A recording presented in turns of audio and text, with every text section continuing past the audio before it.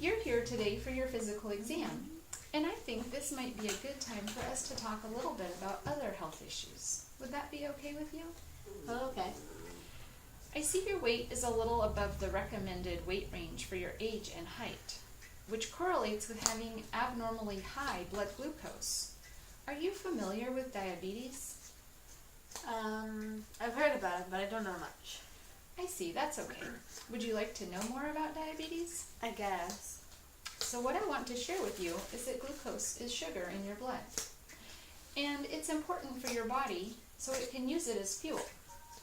But if it stays in the blood too much and too long, then it can also be harmful to your body. Diabetes is related to having that high blood glucose. Being overweight is known to be a risk factor for having the high blood glucose, but it can be prevented by just being more physically active. When someone can't control their blood glucose, then we can do some testing to see if they have diabetes.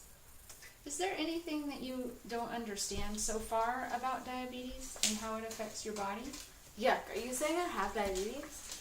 No, you're not diabetic yet, but I want to say that you could become diabetic at some point, unless you make some changes in your life.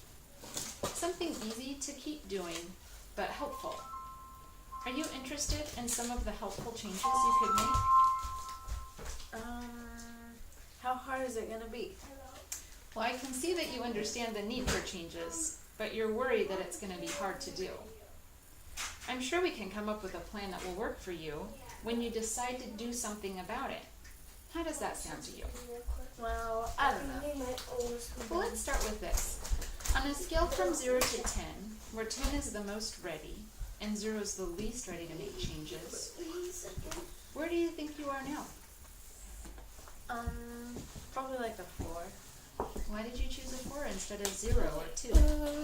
I think because I don't want to have diabetes, but I needed to do something. And what would it take to make it a higher number, like 7 or 8?